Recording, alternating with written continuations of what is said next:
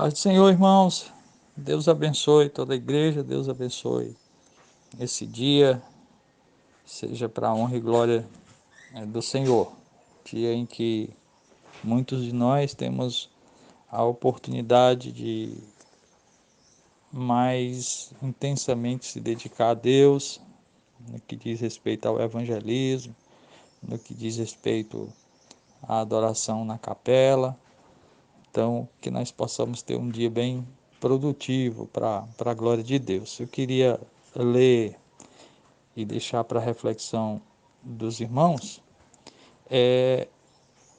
um texto da Bíblia que se encontra no Evangelho de Mateus, capítulo 23, versículo de número 34. E nós vamos prosseguir a partir do versículo de número 34. No 34 diz assim a palavra do Senhor. Jesus disse: Pai, perdoa-lhes, pois não sabem o que fazem. Repartindo as vestes dele, lançaram sortes. O povo estava olhando e as autoridades zombavam dele, dizendo aos outros: salvou, salve-se a si mesmo, se é o Cristo, o escolhido de Deus. Igualmente, os sacerdotes o escarneciam e, chegando-se a ele, apresentavam-lhe vinagre, dizendo: se tu és o rei dos judeus, salva-te a ti mesmo.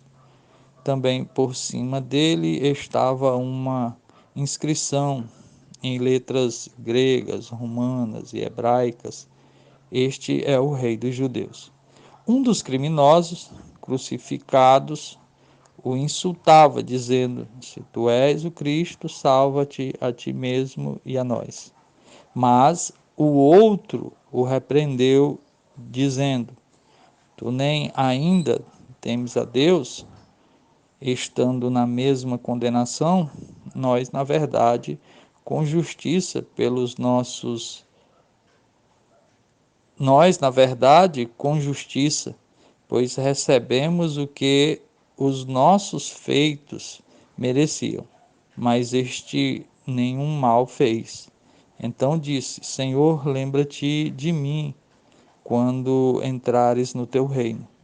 Respondeu-lhe Jesus: em verdade te digo que hoje estarás comigo no paraíso. Irmãos, a Bíblia, tanto aqui no Evangelho de Lucas quanto no Evangelho de Mateus, se não me falha a memória, também no de Marcos, vai nos dizer que havia uma disposição dessas três cruzes e Jesus encontrava-se ali no meio. Talvez o fato de Jesus estar ali no meio fosse da parte do Império Romano uma tentativa de afirmar que Jesus era o principal dos malfeitores, né? Era o principal daqueles três malfeitores. E Jesus, então, nessa condição de estar no meio, poder ser um exemplo aquilo que fazia o Império Romano com aqueles que ele considerava malfeitor, e assim trazer temor sobre aquele que quisesse se levantar contra o Império Romano, embora Jesus não tivesse feito isso, mas estava ali sendo crucificado para que nós pudéssemos ser salvos. Agora, quando eu leio esse texto, irmãos, ou quando lia esse texto, sempre me vinha a pergunta: o que levou esse ladrão da direita a abrir os olhos, a ser tocado por Deus desta maneira e então buscar salvação em Cristo Jesus? Já que o Evangelho de Mateus, por exemplo, deixa eu abrir aqui a Bíblia no Evangelho de Mateus. O Evangelho de Mateus já é no capítulo de número 27. Um minutinho aqui, irmãos. Evangelho de Mateus, capítulo de número 27, deixa eu ver aqui se eu encontro. Versículo de número 41 do capítulo 27 de Mateus diz assim, ó: da mesma maneira, também os principais sacerdotes, com os escribas, anciãos e fariseus, escarnecendo, diziam: salvou a outros, a si mesmo não pode salvar-se. É rei de Israel, desça agora da cruz e creremos nele. Confiou em Deus, livre-o agora, se de fato o ama, pois disse: sou filho de Deus. E o mesmo lhe lançaram também em rosto os assaltantes que com ele haviam sido crucificados. Então, esse versículo número 44 traz duas coisas muito importantes para a gente refletir. Estes homens, eles não eram qualquer batedor de carteira. Eles eram criminosos no Evangelho de Lucas e aqui no Evangelho de Mateus, pelo menos segundo a tradução que estou lendo, eram assaltantes, o que nos leva a entender que eram homens de alta periculosidade. Os dois. Não havia ali um ladrão mau, que terminou por não crer e foi para o inferno, e havia ali um ladrão bom, que terminou por crer e foi para o céu. Nada disso. A Bíblia está nos dizendo aqui que os dois eram igualmente maus. E está também nos dizendo que os dois, igualmente aos fariseus, sacerdotes, às autoridades que blasfemavam de Jesus, eles igualmente. Então, o que teria levado a crer um homem que inicialmente blasfemava? Olhando para Jesus, o que eles viam? Eles viam alguém seminu, ensanguentado, deformado pelo sofrimento, sendo crucificado igualmente a eles. Não havia ali uma visão humana, um fato humano, assim, olhando para Jesus crucificado, que os levasse a entender que Jesus era o Filho de Deus. O que tem levado o homem, o ladrão da direita, a entender assim. Então, o que levou este homem a crer em Jesus? Irmãos, eu acredito que é aquilo que está no versículo de número 34 do Evangelho de Lucas. Quando Jesus disse: Pai, perdoa-lhes, pois não sabem o que fazem.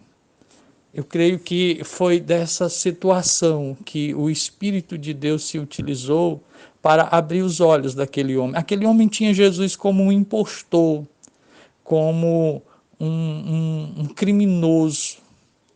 Mas essas palavras, irmãos, esse comportamento, essa intimidade com o Pai, essa oração, esse pedido de Jesus não são típicos de um impostor. Não podiam vir do coração de um criminoso. Não podia ser a atitude de um criminoso. Todo criminoso, na hora da morte, nesse instante crucial, ele se manifesta quem ele é. Ainda que ele saiba esconder em outras situações, mas num momento como esse, ele vai manifestar quem ele é. Mas Jesus, ao invés de mostrar alguma coisa que o identificasse com o criminoso, ele na verdade proclama o amor de Deus, ele na verdade mostra a natureza santa, ele na verdade mostra o propósito da sua vinda. E isso tudo, irmãos, utilizado pelo Espírito de Deus, foi suficiente para abrir os olhos daquele homem e ele então pudesse ver que ele estava ali porque era pecador, ele pudesse ver o pecado da blasfêmia, ele pudesse repreender e até pregar para o outro, dizendo: olha, não temos a Deus, a hora de temer a Deus, nós na verdade somos pecadores, mas esse aí não é, porque essa atitude dele não é semelhante à nossa. Nós estamos aqui com os corações cheios de ódio, cheios de raiva por esse povo que está nos querendo crucificar, mas olha a atitude dele. Não, ele não é um criminoso, ele é o Filho de Deus. Então a conclusão, irmãos, é que a pregação do amor de Deus e a pregação do Evangelho é poderosa para abrir os olhos do pecador. É poderosa para fazer com que o homem se volte para Deus. Então eu convido a igreja a sempre pregar, a sempre evangelizar, a sempre falar do amor de Deus. A gente, ao falar do amor de Deus, fala do pecado, mas ao falar do pecado, nós queremos falar do amor de Deus, porque é o amor de Deus que faz com que o homem se veja pecador e possa se render. Então, irmãos, evangelizemos, convidemos para o culto, vamos trazer pessoas hoje para o culto para ouvir acerca do amor de Deus, para que os olhos delas sejam abertos, corações tocados e elas possam crer no Senhor Jesus. Evangelize, convide, traga pessoas para o culto em nome de Jesus. Deus abençoe toda a igreja, Deus abençoe o dia de cada um dos irmãos em nome de Jesus.